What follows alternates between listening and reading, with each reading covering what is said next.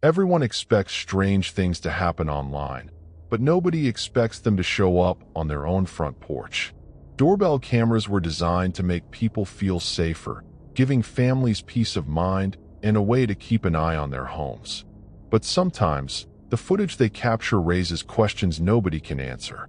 These are 5 Ring doorbell horror stories that felt a little too real. Story 1. The Same Man at 3:07 a.m. Mark Reynolds and his wife Sarah had lived in a quiet suburb outside Columbus, Ohio for nearly 8 years. It was the kind of neighborhood where children played basketball in the street and neighbors waved at each other while mowing their lawns. Nothing exciting ever happened there, which was exactly why they loved it. After a series of package thefts in nearby neighborhoods, Mark installed a Ring doorbell camera. It wasn't because he felt unsafe. He simply wanted the extra security. Like most people, he quickly forgot about it and rarely checked the notifications unless somebody came to the door. For months, everything was normal. Then, one Tuesday morning, Mark woke up to a motion alert from the previous night. 3:07 a.m. Still half asleep, he opened the footage expecting to see a raccoon or maybe a passing car. Instead, he found himself staring at a man. The figure stood at the very end of the driveway. He wasn't moving.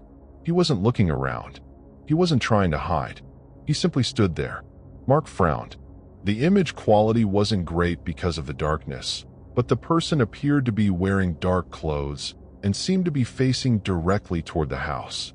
Assuming it was just some drunk wandering through the neighborhood, Mark deleted the notification and went to work. That evening, he mentioned it to Sarah. She laughed and joked that maybe the man had been lost. Mark agreed, and both of them forgot about it. Until the next morning. Another motion alert. 3:07 a.m. This time, Mark sat upright in bed. The same figure stood in exactly the same place. Same posture, same clothes, same motionless stance. The only difference was that he seemed slightly closer. Not much, maybe 10 feet. Mark replayed the video 3 times. The timestamp confirmed everything. 3:07 a.m. 30 seconds of footage. 30 seconds of complete stillness. Eventually, the man simply walked away. Mark showed the clip to Sarah before leaving for work. The smile immediately disappeared from her face. Neither of them found it funny anymore. Still, they convinced themselves there had to be a reasonable explanation. Perhaps it was a strange neighbor. Maybe someone walking home from a party. But when the third motion alert arrived, Mark's stomach dropped, because the figure had moved again. He wasn't standing at the end of the driveway anymore. Now he stood beside the mailbox. And for the first time, his face was visible. Only neither Mark nor Sarah recognized him. That night, neither of them slept well. At exactly 3:07 a.m., Mark found himself lying awake, watching the clock. 3:06, 3:07. Nothing. No sound. No movement outside. Relieved, he finally closed his eyes. Then his phone vibrated. Motion detected. Front door. Heart pounding, Mark opened the app and felt the blood drain from his face. Because the man was no longer standing beside the mailbox. He was halfway up the driveway, and according to the live feed, he was still there. The man was halfway up the driveway, and according to the live feed, he was still there. Mark immediately jumped out of bed and rushed to the bedroom window. His hands trembled as he pulled back the curtain. Nothing. The driveway was empty. Confused, he looked back down at his phone. The man remained on the screen, standing perfectly still. Heart pounding, Mark grabbed a flashlight and stepped outside. Still nothing. The entire neighborhood sat in silence. No cars, no footsteps, no movement. Yet on the live feed, the figure remained visible. The moment Mark walked back inside, the image suddenly froze. Then the man simply disappeared. The next morning, Mark called Ring support. After reviewing the footage, they assured him the camera was functioning normally. According to them, there was no sign of tampering or software issues. They suggested it might have been poor image quality combined with shadows and recommended updating the firmware. Trying to laugh it off, Mark agreed. But over the following week, the alerts continued. always at exactly 3:07 a.m., always 30 seconds long. And every single night, the man appeared closer. By Friday, he stood at the bottom of the front steps. Sarah wanted to call the police. Mark agreed. An officer reviewed the recordings and promised to increase patrols around the neighborhood. But after 2 nights, nothing happened. No suspicious people were found. No neighbors reported strange activity. According to the police, there simply wasn't enough evidence to act on. By Sunday, Mark dreaded going to sleep. 3:07 a.m. had become an obsession. Neither he nor Sarah could relax. And then came the following Tuesday. The motion alert arrived. Mark sat frozen in bed. Slowly, he opened the app and nearly dropped his phone because the porch was empty. At first, relief washed over him until he realized the notification had lasted for almost 2 minutes. Confused, he replayed the footage. The camera showed nothing, just the empty porch. Then, around 1 minute and 40 seconds into the recording, something moved. Not outside, inside, visible through the narrow glass window beside the front door. Someone walked across the hallway. Mark's blood turned to ice, because both he and Sarah were upstairs, and there shouldn't have been anyone else in the house. Terrified, they called 911. Police arrived within minutes. Every room was searched, every window checked. Nothing. No signs of forced entry. No missing property. Nothing. Embarrassed and exhausted, Mark apologized repeatedly. Eventually, the officers left. Life slowly returned to normal, and strangely enough, the 3:07 alert stopped. For almost 4 months. By then, the couple had convinced themselves that stress and paranoia had gotten the better of them. Until one evening, Mark received a Facebook message request. Attached was a photograph. No text, no sender name, just a single image. His stomach dropped, because the picture showed his house. Taken at night. Taken from the end of the driveway. Exactly where the man had first appeared. Shaking, Mark zoomed in, and nearly dropped his phone, because standing in the upstairs bedroom window, looking directly toward the camera, was himself, fast asleep. Terrified, he checked the timestamp. The photo had been taken at 3:07 a.m. But what truly haunted him wasn't the fact that someone had been outside his house. It was the detail hidden near the mailbox. The detail he hadn't noticed at first, because standing there, motionless and facing the house, was the same man from the Ring footage. And judging by the distance between them, whoever took the photograph had been standing right beside him. Story 2. The neighbor who didn't exist. Daniel Brooks and his wife Melissa had moved to Phoenix, Arizona less than a year earlier. After spending most of their lives in Chicago, the couple wanted something quieter. They found a beautiful neighborhood on the outskirts of the city, filled with palm trees, wide streets, and retirees who seemed to know everyone. It was peaceful, exactly what they had been looking for. Shortly after moving in, Daniel installed a Ring doorbell camera. He worked long hours as an accountant, and Melissa often stayed home alone during the day. The camera gave both of them peace of mind, and after a few months, it simply became another device they barely thought about. Everything changed on a Thursday afternoon. Daniel was finishing paperwork at the office when his phone buzzed. Motion detected. Front door.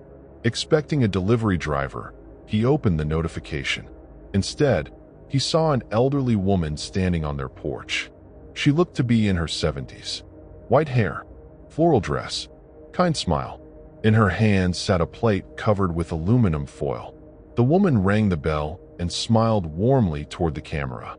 Then she carefully placed the plate on the welcome mat and walked away. Daniel smiled. The neighborhood really was friendly. When he got home that evening, Melissa was already laughing.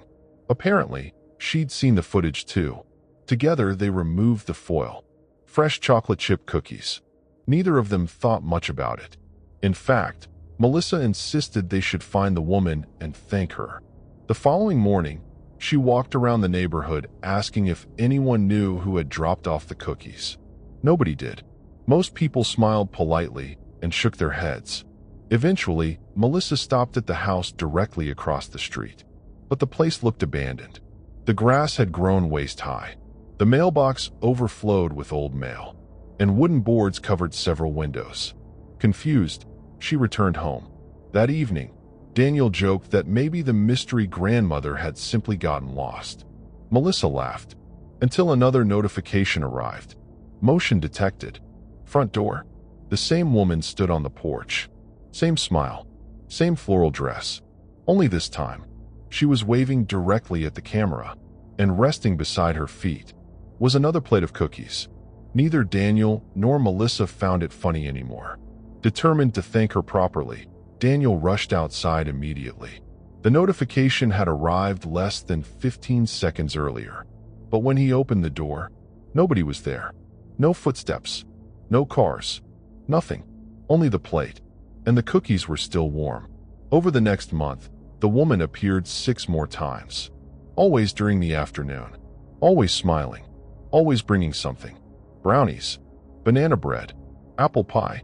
She never spoke, never stayed long, and somehow, nobody in the neighborhood recognized her. Eventually, Daniel posted one of the videos on a local Facebook group. Hundreds of comments appeared. Most people thought it was wholesome. Some joked that he'd won the neighbor lottery. Then one comment caught his attention.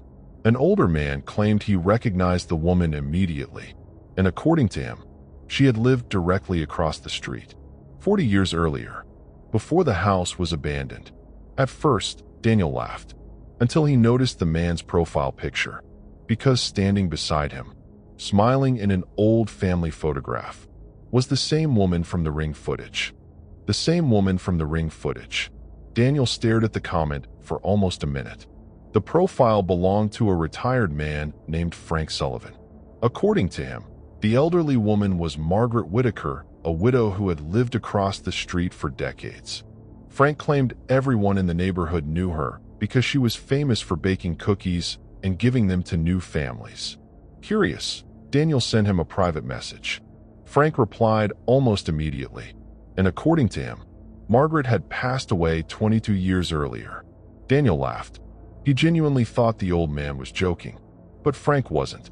In fact, he offered to stop by the next day and showed Daniel some old photographs. The following afternoon, Frank arrived carrying several photo albums. As soon as Daniel opened the first one, his smile disappeared, because there she was, Margaret. Same white hair, same kind smile, same floral dress. She looked exactly the same.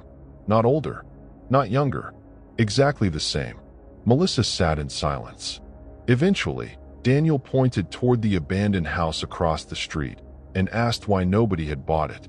Frank's expression changed. Very quietly, he explained that Margaret had no children and no close family.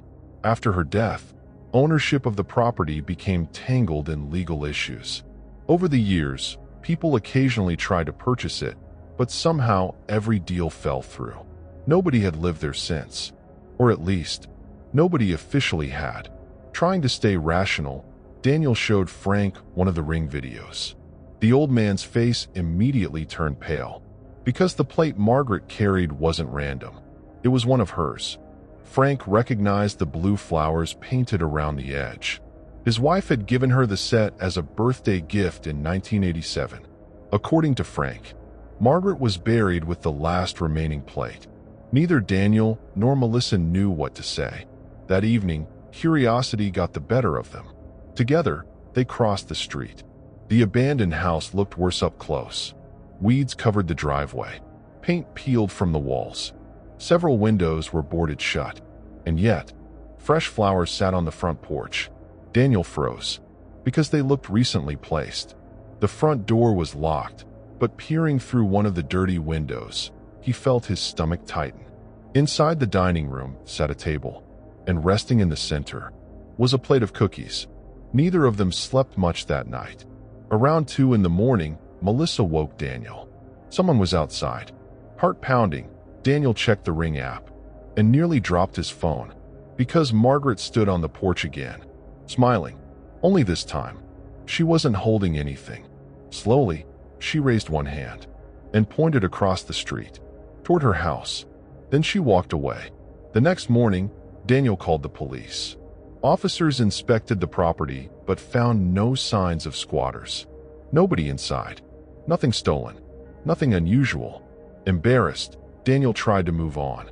Until 3 days later, construction crews arrived. Apparently, the ownership dispute had finally been resolved, and the house had been sold. Within a week, workers began clearing out decades of junk. Then, on Friday afternoon, Daniel received another ring notification. He expected to see Margaret. Instead, 2 construction workers stood on his porch. Both looked shaken. One of them explained that they had found something inside the walls of the old house. Something they thought belonged to him. Confused, Daniel followed them across the street. Inside the kitchen, one section of drywall had been removed. Hidden inside the wall cavity sat dozens of dusty photographs, newspaper clippings, letters, and family albums. Everything belonged to Margaret. But what made Daniel's blood run cold was the fact that many of the photographs weren't of her. They were of the neighborhood. Photographs spanning decades. Different families, different children, different Christmas decorations. And tucked near the bottom was a recent photograph, one taken only months earlier. The picture showed Daniel and Melissa standing in their front yard after moving in, smiling, waving toward the camera. Neither remembered taking the photo. Neither remembered anyone standing there. Shaking, Daniel turned the image over. Written neatly in blue ink were 6 simple words. "Welcome to the neighborhood. Love, Margaret." That night, Daniel checked the ring footage one final time. He watched every clip, every wave, every smile, and then he noticed something he'd somehow missed before. Every single time Margaret visited, she wasn't looking at the camera. She wasn't looking at the front door. She wasn't even looking at Daniel's house. She was smiling warmly toward the abandoned house across the street, as though someone standing in the front window had been waving back. Story 3. Someone was returning the packages. Laura Mitchell had lived alone in Savannah, Georgia for almost 2 years. Since the death of her husband, Eric, she had done her best to move forward. Friends and family constantly checked on her, but most days she preferred being by herself. Work kept her busy, and over time, life slowly became manageable again.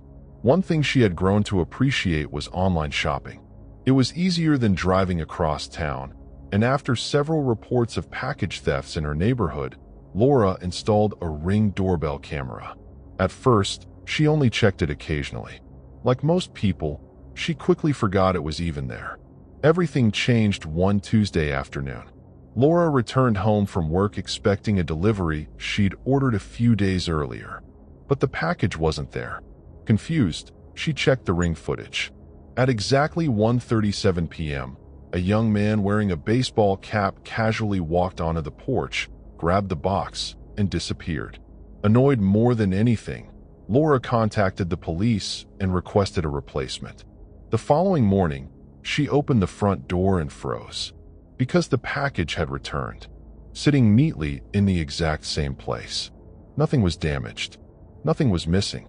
At first, she thought a neighbor had recovered it, but checking the Ring footage left her even more confused.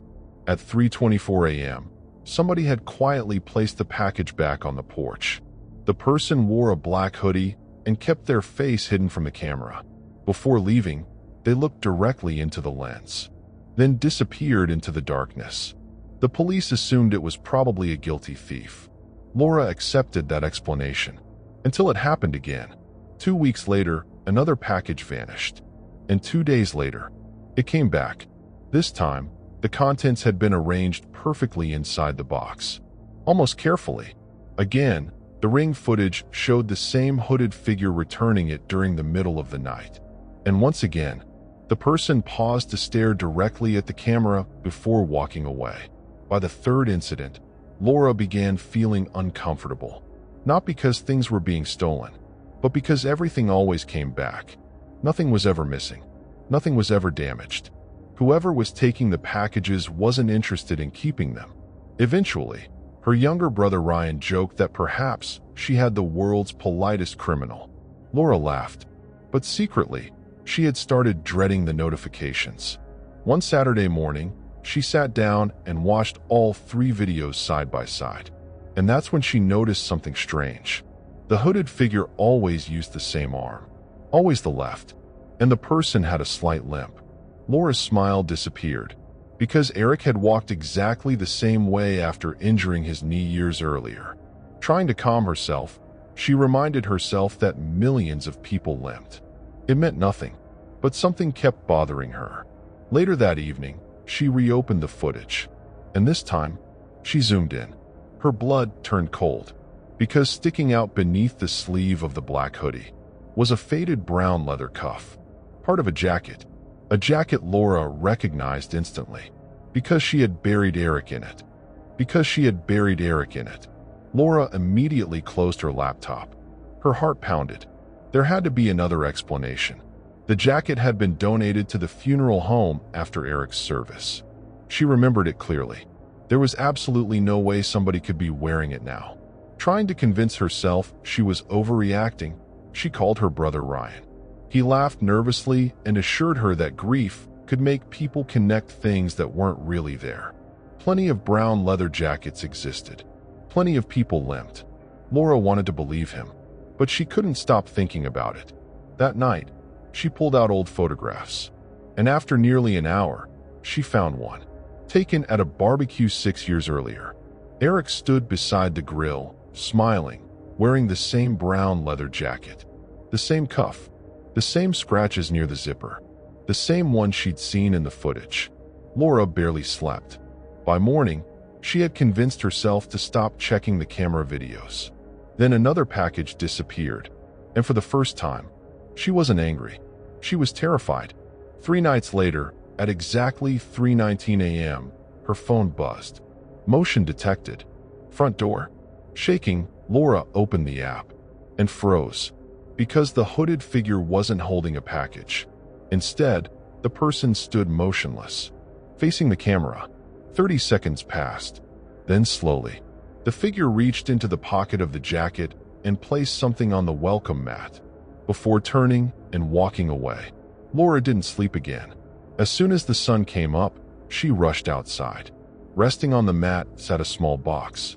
Inside was Eric's wedding ring. Her hands began shaking, because the ring had disappeared from the hospital months before his funeral. Nobody had ever found it. Terrified, Laura called Ryan. This time, he stopped laughing. He drove over immediately. Together, they reviewed every ring recording. And for the first time, Ryan went silent, because after zooming in, he noticed something. The hooded figure never cast a shadow. Not once. No matter where the porch light shone. Neither of them spoke. Eventually, Ryan insisted there had to be some kind of camera problem, but his voice lacked confidence. Days turned into weeks, and strangely, no more packages disappeared. Life slowly returned to normal, until Christmas Eve. That afternoon, Laura visited the cemetery. For the first time in nearly a year, she sat beside Eric's grave and quietly talked to him, something she hadn't done in months. Before leaving, she apologized, not because she'd done anything wrong, but because she'd been too afraid to think about him. That night, another ring notification arrived. Heart pounding, Laura prepared herself. But when she opened the video, there was no hooded figure, no package, nothing, just an empty porch. Confused, she replayed it, then noticed something resting beside the front door. A small gift box. Inside sat a photograph she'd never seen before. It showed Laura and Eric at a beach in Florida, smiling, happy. But that wasn't what made her blood run cold, because she remembered that trip, and she remembered taking the picture. The problem was, nobody had been there with them. They'd been completely alone. Yet someone had clearly stood several feet away and taken the photograph. Slowly, Laura turned it over. Written neatly on the back, in Eric's handwriting, were 7 words. "Thank you for finally coming to visit." Tears filled her eyes. For the first time in 2 years, Laura smiled. And for the first time since the strange packages had started disappearing, the Ring camera never captured the hooded figure again.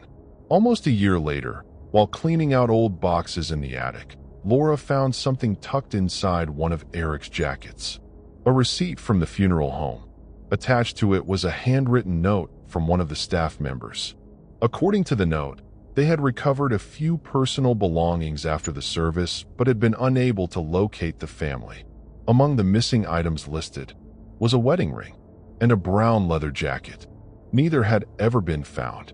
Laura quietly folded the paper and placed it back inside the box. Then she looked toward the front door, because resting on the shelf beside it, still unopened after all that time, sat the final package, the one nobody remembered delivering. And somehow, every Christmas morning, the tag attached to it always changed. But no matter what year passed, the handwriting remained the same. Story 4. The doorbell camera in the woods. Brian Foster had spent nearly 15 years building his dream home outside Eugene, Oregon. Surrounded by towering pine trees and miles away from the nearest city, the property gave him the peace and quiet he'd always wanted. After years of working in Portland, the 48-year-old software engineer had finally retired and enjoyed the simple things in life. One thing he never compromised on, however, was security. Brian installed cameras around the entire property, including a Ring doorbell camera overlooking the front porch. Living so far from town meant deliveries were often left unattended, and the system gave him some reassurance whenever he traveled. In early September, Brian decided to spend a week visiting his daughter in California. Before leaving, he double-checked everything. Doors locked, alarm system armed, cameras functioning perfectly. Everything looked normal. For the first 3 days, nothing unusual happened. Occasionally, his phone buzzed with harmless notifications. A deer passing by, tree branches moving in the wind. Nothing worth paying attention to. Then, on the 4th afternoon, Brian received a motion alert. Front door. Expecting another animal, he opened the footage and immediately frowned. Because he wasn't looking at his porch. He was looking at trees. Nothing but trees. Tall pine trees. Dense forest. Confused, Brian replayed the clip. Same thing. No house. No driveway. No porch. Just a narrow dirt path winding through the woods. Assuming the app had glitched, he closed it. An hour later, another notification arrived. Again, the footage showed the forest. But this time, the camera angle had changed. It sat lower, as though someone had picked it up and moved it. Brian sat upright. That wasn't possible. His Ring camera was bolted beside the front door. Immediately, he opened the live feed. The image appeared perfectly stable, and once again, he found himself staring into the woods. The narrow path stretched ahead, disappearing between the trees. Nothing moved. Nothing looked strange. But Brian's stomach tightened, because in the distance, he could just barely make out something white hanging from a branch. It looked almost like a piece of cloth, or maybe paper. Unable to understand what he was seeing, Brian called his neighbor Frank and asked him to check the house. Frank agreed. 20 minutes later, Brian watched through the live feed as his elderly neighbor pulled into the driveway. Except, there was no driveway, no house, no Frank, nothing, only trees. And then the live feed froze. 10 minutes later, Frank called back, and his voice sounded confused, because according to him, everything looked completely normal. The camera sat exactly where it always had, bolted beside the front door, and when Frank waved directly into it, Brian saw nothing, only the forest, and far in the distance, something white swaying gently between the trees. For the first time in 15 years, Brian couldn't wait to get home. For the first time in 15 years, Brian couldn't wait to get home. He cut the trip short and drove back to Oregon the following morning. The entire journey, he kept checking the Ring app, and every single time, the camera had moved. Not dramatically, not enough to immediately notice, but enough. Every few hours, the dirt path seemed to stretch deeper into the woods. Sometimes the camera appeared lower. Other times it seemed slightly tilted. But the strangest thing was the white object hanging from the tree. Every time Brian checked the footage, it looked closer.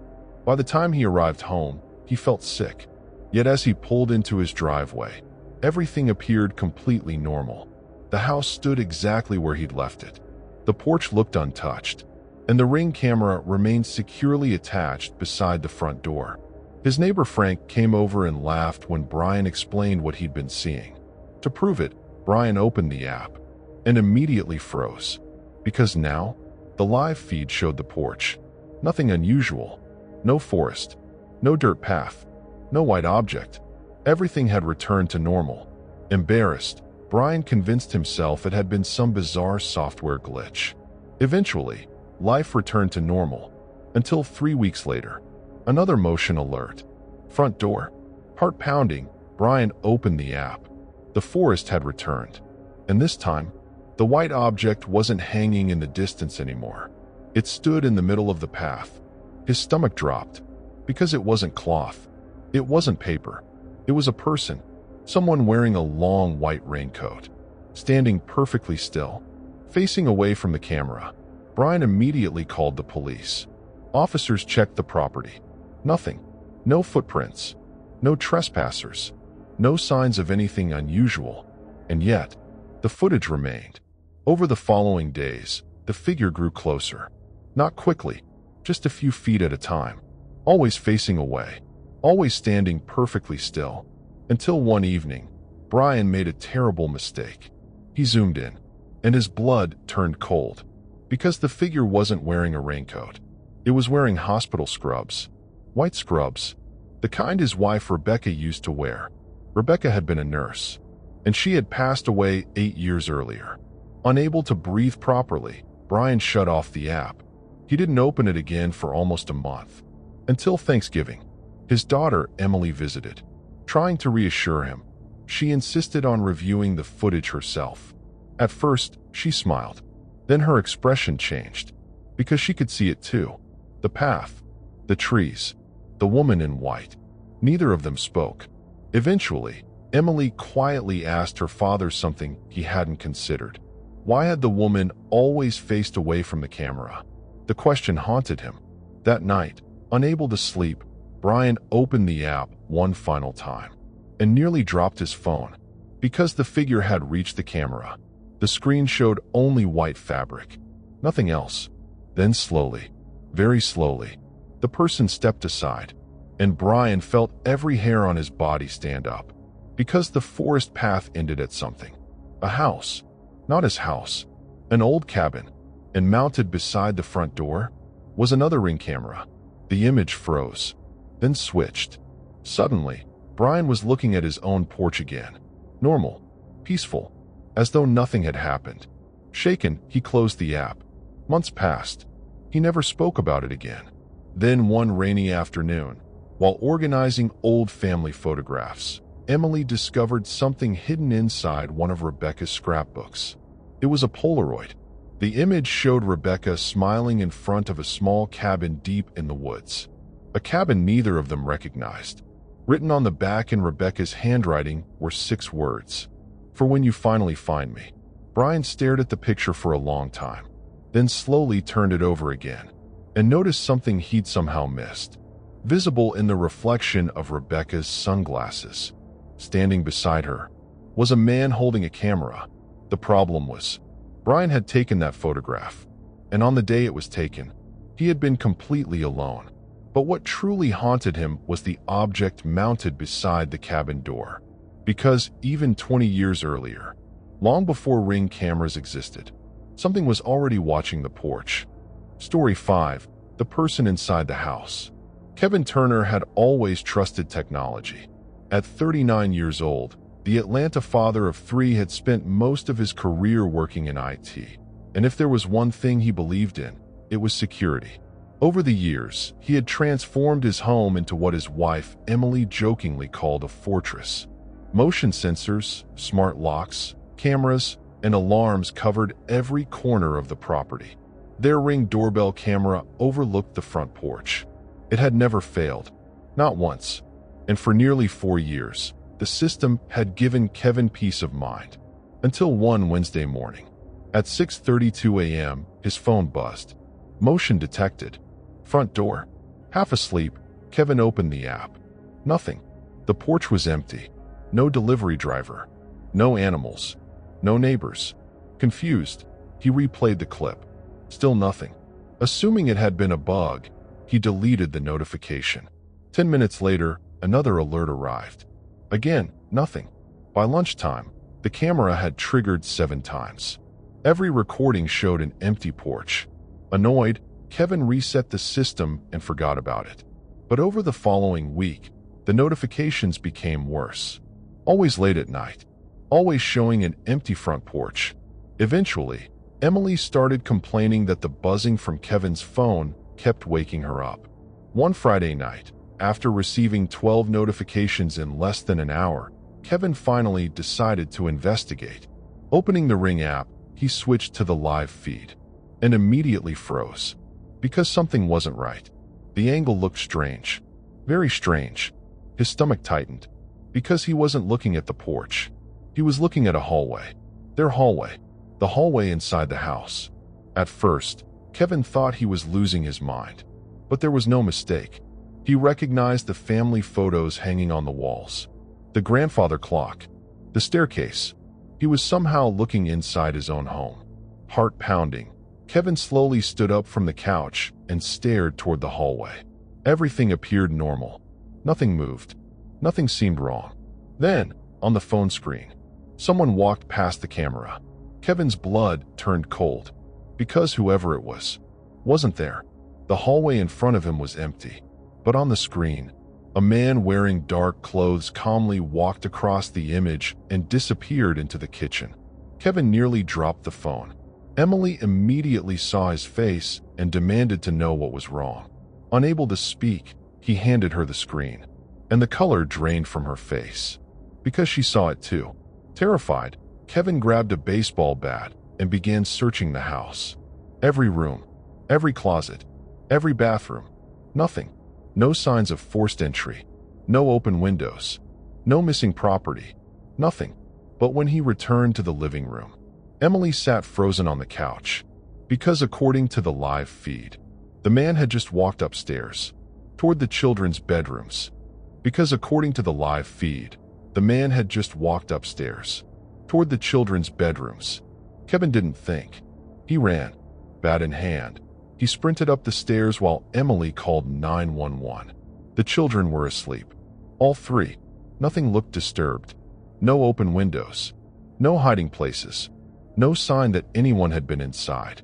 Yet downstairs, Emily sat frozen on the couch because the man had appeared again. This time, he was standing at the bottom of the staircase, not moving. Not looking around, just standing there. And according to the timestamp, the footage was live. Police arrived within minutes. Every inch of the property was searched. Nothing. No footprints. No signs of forced entry. No explanation. One officer even joked that perhaps the camera had somehow connected to another device. Kevin wanted to believe that. He really did. But before leaving, one of the officers quietly admitted he'd never seen anything like it, especially because the hallway camera didn't exist. There had never been a camera inside the house. Trying to calm down, Kevin contacted Ring support. After reviewing the account, the technician sounded confused. According to the records, only one camera was registered to the home, the front door camera. Nothing else. No indoor devices. No hidden cameras. Nothing. And yet somehow, the footage existed. The following evening, Kevin unplugged the entire system. Every device, every sensor, everything. Then he went asleep. At 2:41 a.m., his phone vibrated. Motion detected. Front door. Kevin nearly dropped it because the Ring system wasn't even connected. Shaking, he opened the notification. The hallway appeared again. Only this time, the camera angle had changed. It was higher, as though someone was standing halfway up the staircase. And in the distance, the man stood in the kitchen, watching the stairs. Emily saw it too. Neither of them slept. Over the following week, the angle changed repeatedly. Every night, always inside the house, always from somewhere different. The living room, the dining room, the upstairs hallway. Once, even the children's playroom. And every single time, the man appeared. Sometimes walking, sometimes standing motionless, always wearing the same dark clothes, always avoiding the camera, until one night, He finally looked directly into it. Kevin felt sick, because the face looked familiar. Not completely, but enough. Enough to make his stomach turn. Eventually, he dug out old family albums, and after nearly 3 hours, he found the photograph, taken 25 years earlier. Christmas morning. His parents, his older brother, himself, and standing in the background, wearing the exact same dark sweater, was his father, the same father who had died 12 years earlier. Unable to accept it, Kevin convinced himself he was imagining things, until Emily quietly pointed out something he hadn't noticed. His father wasn't looking at the camera. He wasn't looking at the family. He wasn't even looking at the presents. He was staring directly into the hallway, the same hallway appearing in the footage. Terrified, Kevin called his mother, and after a long silence, she admitted something she'd never told him. His father had become obsessed with security cameras during the final years of his life. He constantly claimed he was seeing things moving around the house at night, things nobody else could see. Eventually, his obsession became so severe that the family had begged him to stop. Before hanging up, his mother mentioned one final detail. His father always said the same thing. He wasn't watching the house. He was watching whatever lived inside it. Kevin barely slept after that. And strangely enough, the footage stopped. Weeks passed, then months. Eventually, life returned to normal, until one rainy evening nearly a year later. Emily was sorting through old boxes in the attic when she discovered a VHS tape labeled security. Curious, they played it. The recording was grainy, black and white, and immediately, Kevin recognized the house, the hallway, the staircase. His father had somehow recorded everything decades earlier. At first, nothing happened. Then, halfway through the tape, his father appeared, standing exactly where the dark figure usually stood. But he wasn't facing the camera. He was staring toward the kitchen, and after several seconds, he slowly backed away, as though something was approaching him. Kevin leaned closer to the screen, because his father looked terrified. Then suddenly, another person entered the frame. Kevin stopped breathing, because it wasn't his father, and it wasn't the man from the Ring footage. It was someone else entirely, someone neither Kevin nor Emily recognized. A tall figure wearing dark clothes, walking calmly out of the kitchen, and as the unknown person passed his father turned, looked directly into the camera, and silently mouthed 4 words. "It's still in here." Everyone expects strange things to happen online, but nobody expects them to show up on their own front porch. Doorbell cameras were designed to make people feel safer, giving families peace of mind and a way to keep an eye on their homes. But sometimes, the footage they capture raises questions nobody can answer. If these stories turned your blood cold, make sure to hit that subscribe button, turn on notifications, and leave a comment with your own unexplainable experiences. Sleep well tonight, if you can.